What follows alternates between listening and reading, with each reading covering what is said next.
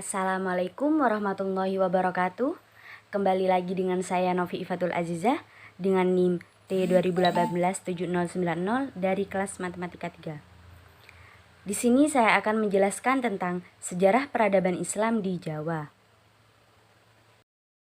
Sejarah masuknya Islam di tanah Jawa.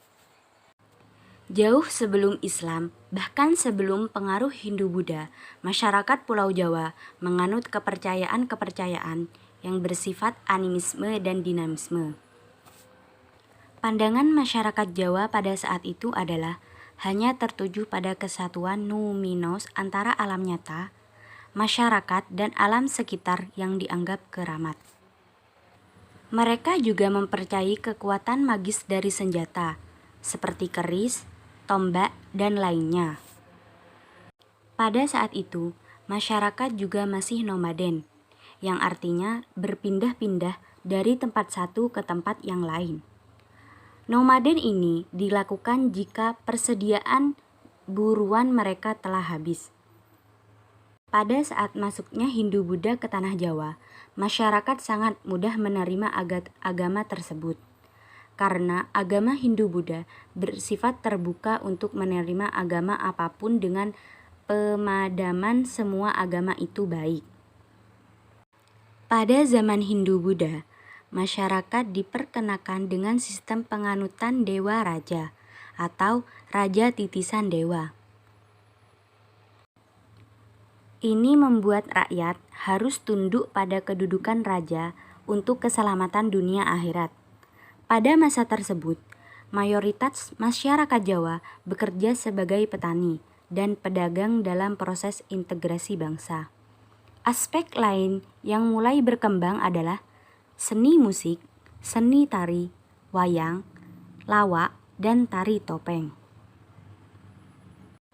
Penyebaran Islam di tanah Jawa. Peran terbesar dalam penyebaran Islam di tanah Jawa adalah peran dari Wali Songo.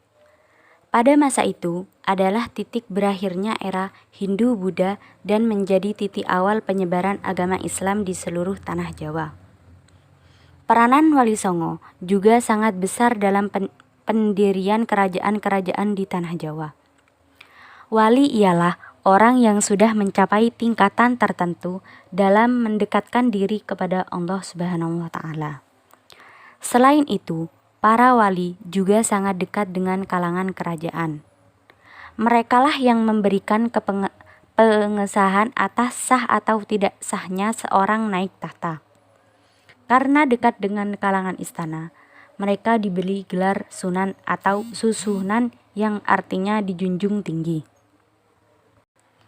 Disebut sebagai Wali Songo karena mereka berjumlah 9 wali, yaitu Sunan Gresik, Sunan Ampel, Sunan Derajat, Sunan Bonang, Sunan Kalijaga, Sunan Giri, Sunan Kudus, Sunan Muria, Sunan Gunung Jati.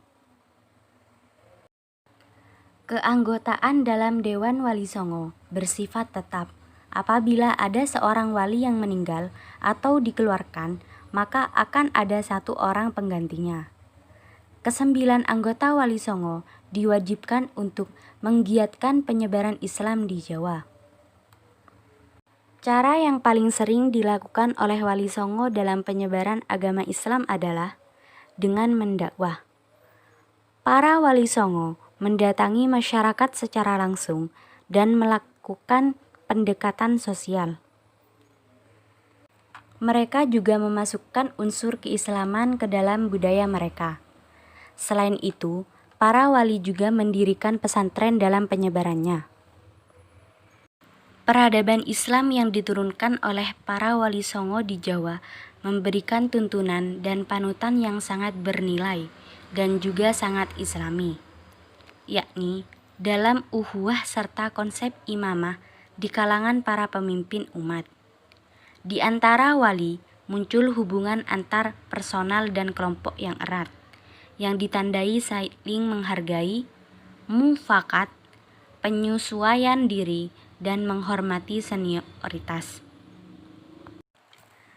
Hal ini berarti menunjukkan Islam itu penuh dengan cinta dan kedamaian, yang dapat dilihat dari hasil penyebaran Islam oleh para wali.